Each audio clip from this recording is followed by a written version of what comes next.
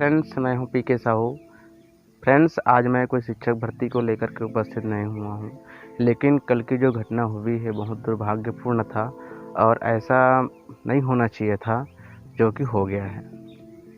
साथियों, मैं आपके सामने इसलिए उपस्थित हुआ हूं क्योंकि आज की जनरेशन में जितने भी हम युवावस्था में हैं, बहुत जल्दी ही क्या है डिप्रेशन में चले जाते हैं और बिना सोचे समझे आगे पीछे हम सोचते नहीं, केवल अपने बारे में सोचते हैं और कुछ गलत कदम उठा लेते हैं। तो मैं आपसे कहना चाहूँगा कि यदि आपके पास एक रास्ता नहीं है तो और कई रास्ता है, वो रास्ता को ढूंढिए। रास्ता किसी के लिए बंद नहीं होता। मैं कल देखा तो बहुत ही ख़राब लगा, क्योंकि मैंने 2 दिन पहले वीडियो में ही बोला था कि इस तरह की घटना नहीं होना चाहिए। हमको अपने आप को संभालना है, दूसरे को भी संभालना है। आपके संभालने से दूसरे को भी हम संभाल सकते हैं। आपसे एक बात बोलना चाहूँगा, यदि हम में से कोई या कोई भी बेरोजगार साथी, चाहे वो किसी भी संबंध से वो भर्ती प्रक्रिया में चल रही हो, उसमें रहा हो और डिप्रेशन में आके इस प्रकार से सोचने की बात अपने मन में लाता है, तो उनसे निवेदन है कि आप इस तरह से ना सोचने इस प्रकार से करने से पहले अपने परिवार के बारे में, माता पिता के बारे में, भाई बहन के बारे में, अपने यार दोस्त के बारे में, इन सब के बारे में समझें और सोचें कि क्या आप जो कर रहे हो वो सही है। मानता हूँ उस समय की सिचुएशन कुछ अलग रहता होगा, मैं तो नहीं जानता इस बात को, लेकिन मेरी मानना है कि इस प्रकार से जो भी घटना हो रही है वो खुद के सोच से उत्पन्न होती है। आप अकेलेपन, जब तक आप अपने आप को अकेलेपन समझोगे तब तक ये घटना आपके मन में चलती रहेगी। लेकिन मैं आपसे इस बात से सहमत नहीं हूँ, क्योंकि जब भी इस प्रकार से कुछ आपके मन में विचार आता है तो लोगों से बात करिए, उनसे अपने दर्द शेयर कीजिए, तो वो हल्का हो जाता है। और हल्का होने से कुछ समय के लिए हम जो है वो जो दर्द है वो हमारे मन में जो चलता रहता है, जो बोझ है वो उतर जाता है, क्योंकि रास्ते बहुत अनेक है। साथियों, ऐसा नहीं है कि केवल आपको ही या किसी एक को ही इस प्रकार से दर्द से गुजरना पड़ता है, हम सबको गुजरना पड़ रहा है और आगे इस प्रकार से दुख और सुख तो चलता ही रहता है।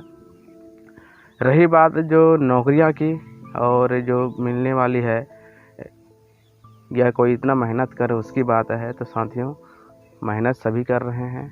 आज नहीं तो कल हमको इस मेहनत का फल ज़रूर मिलेगा। रखना है तो केवल धैर्य रखने की आवश्यकता है।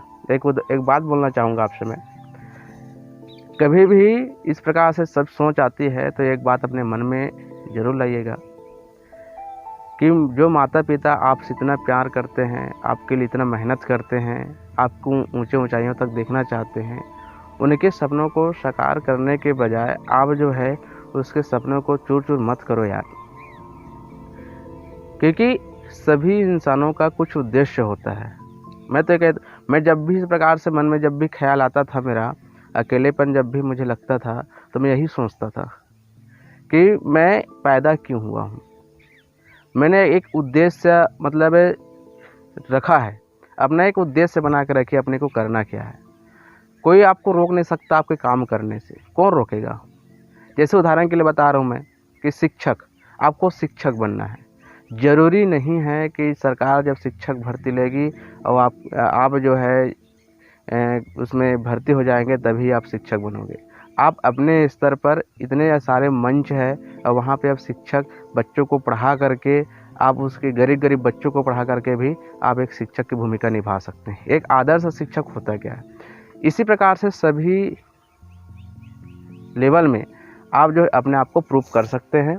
और हमको किसी की खैरात नहीं चाहिए, हम अपने अधिकार में मांग रहे हैं और उसमें उस अधिकार को हम तो मिलेगा ही। और इस प्रकार से जो घटना आप घट रही है उनसे हमको बचना है।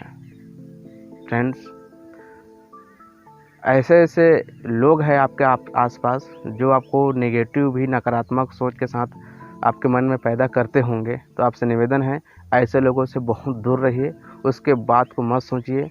और दूसरी बात, यदि आपके मन में एक ही बात चल रही हो कि भर्ती कब होगी, तो आप उस चीज़ को यदि आपके मन में रखा रहोगे, कि दिमाग में चलेगा, तो ज़रूर ही आपको कुछ ना कुछ प्रॉब्लम ज़रूर हो सकती है।